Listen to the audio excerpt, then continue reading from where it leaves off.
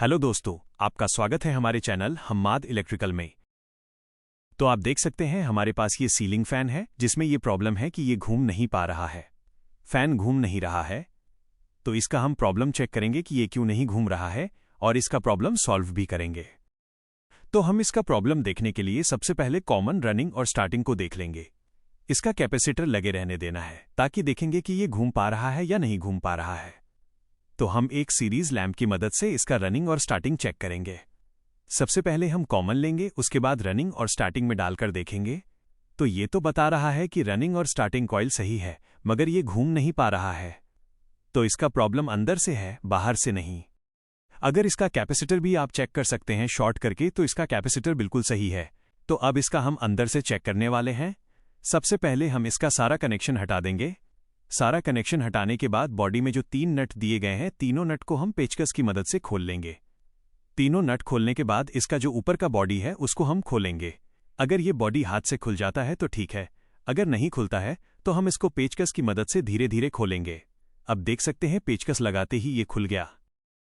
अब पूरा खोलने के बाद देख सकते हैं इसका जो नीचे का बॉडी है वो स्टेटर में लगा हुआ है।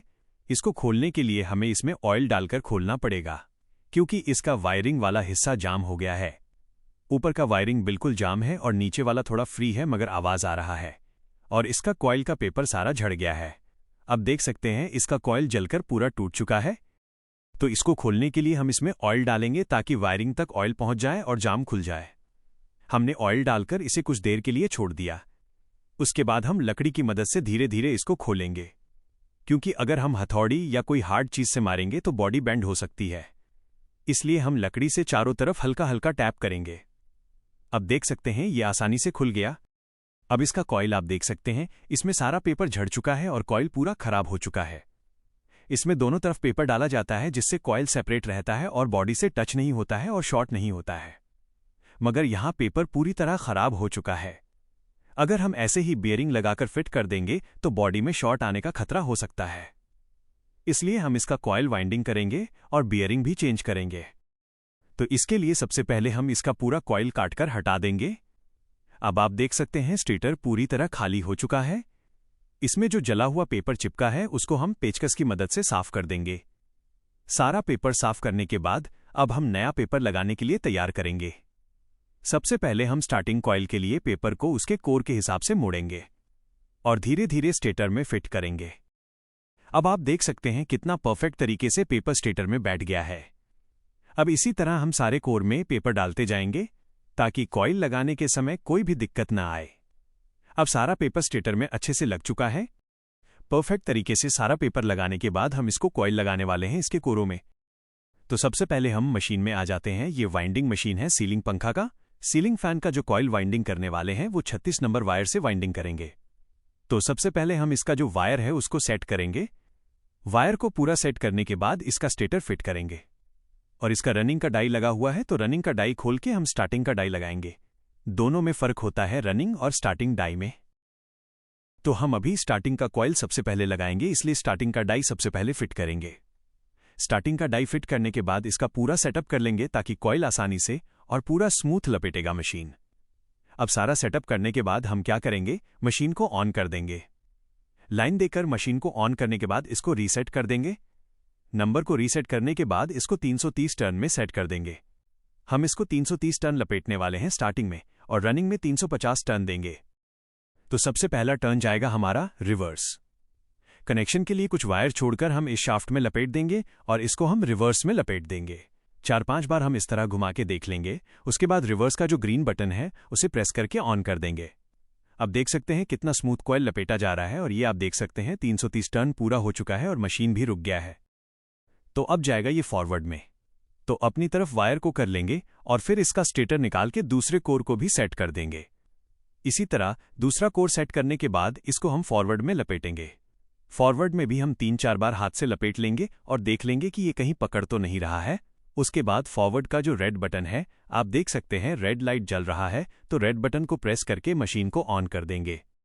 अब ये फॉरवर्ड में चल रहा है और बिल्कुल स्मूथली ये कॉइल वाइंडिंग कर रहा है। इसी तरह हम सारे कॉइल को वाइंडिंग कर लेंगे। फाइनली हमने सारे कॉइल को वाइंडिंग कर दिया है। ये लास्ट के 2 कॉइल बचे हैं, इसको भी हम लपेट लेते हैं। सारा कॉइल हमने लपेट दिया है और इसका जो कनेक्शन के लिए वायर निकाल के साफ तरीके से लपेट दिया है। उसके बाद हम आराम से इस स्टेटर को खोल लेंगे। अब देख सकते हैं हमने सारे कॉइल को अच्छे से अपने अपने कोर में लपेट दिया है। अब हम डालेंगे इसका ऊपर में पेपर। हर कोर में हमको पेपर डालना पड़ेगा। तो सबसे पहले इस स्टेटर का साइज ले लेते हैं। उसके बाद स्टेटर के एक टेस्टर की मदद से हम कॉइल को सेपरेट कर लेंगे। उसके बाद पेपर को हम इसमें डाल के देखेंगे और हम टेस्टर की मदद से इसको सेपरेट करते जाएंगे। और अब देख सकते हैं कितना स्मूथली हमारा पेपर कॉइल में फिट हो चुका है।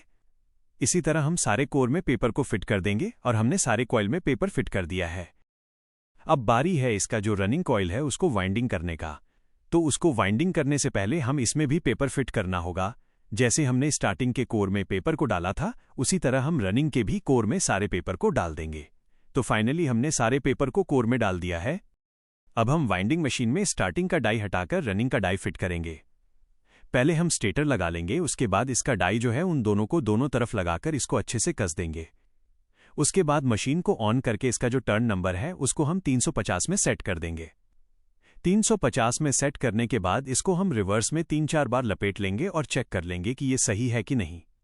सही है तो पूरा मशीन हमारा सेटअप हो चुका है।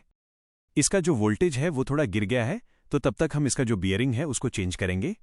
इसका नीचे का बॉडी का बियरिंग आप देख सकते हैं ये फ्री है, मगर ये बहुत आवाज कर रहा है।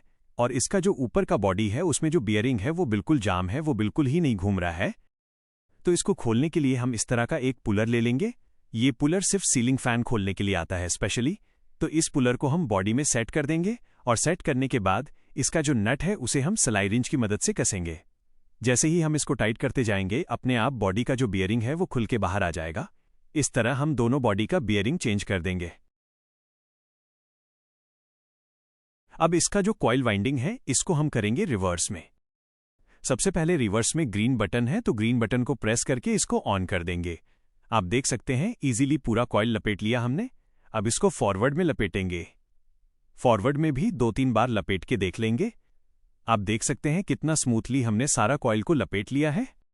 अब इसमें बारी है इसका ऊपर का जो कॉइल है रनिंग का कॉइल, उसमें पेपर डालने का। तो इसका सबसे पहले साइज ले लेते हैं। साइज लेने के बाद ऊपर में कॉइल के ऊपर जो जगह है वहां टेस्टर की मदद से इसको सेपरेट करके सारा पेपर डाल देते हैं। तो आप देख सकते हैं हमने सारा पेपर डाल दिया। अब क्या करेंगे, इसका जो चारों वायर है रनिंग और स्टार्टिंग का 2-2, उनको माचिस या लाइटर की मदद से जलाकर इसका पॉलिश हटा देंगे। पॉलिश हटाने के बाद सीरीज लैंप की मदद से दोनों वायर को चेक कर लेंगे और इसका बॉडी करंट भी चेक कर लेंगे, ताकि ये पता चल सके कि कहीं बॉडी अर्थ तो नहीं आ रहा है या वायर खींचने के कारण कहीं से टूट तो नहीं गया है। इसके बाद हम इसमें वायर लगाएंगे। वायर हम 2 कलर के ले रहे हैं, रेड और ग्रीन। एक ही कलर का वायर नहीं लेना चाहिए ताकि बाद में कनेक्शन में कंफ्यूजन न हो। अब इसको शाफ्ट के बीच से निकालने के लिए सबसे पहले एक कॉइल का वायर ले रहे हैं और इसको शाफ्ट के बीच से निकाल दे रहे हैं। उसके बाद नीचे से हम इसको बांध देंगे और ऊपर से वायर को खींचेंगे तो ये आराम से ऊपर आ जाएगा। अब हम क्या करेंगे, नीचे जो कॉइल वायर है उनमें चारों में 1 नंबर का स्लीव काटकर थोड़ा थोड़ा छोटा करके डाल देंगे और ऊपर का जो वायर है उसमें हम 2 नंबर का स्लीव डालेंगे नाप लेकर अच्छे से। उसके बाद चारों वायर को अच्छे से छील लेंगे। हम रेड कलर को रनिंग में दे रहे हैं तो रनिंग का कनेक्शन सबसे पहले हम कर लेते हैं। रनिंग का कनेक्शन करने के लिए इसका जो वायर है इसको बारीकी से पूरा सटाकर लपेटना होता है। तो हमने सारे कनेक्शन कर दिए हैं और सारे वायर अच्छे से लपेट दिए हैं। अब हम करेंगे इसकी सोल्डरिंग ताकि बाद में जाकर ये शॉर्ट न हो।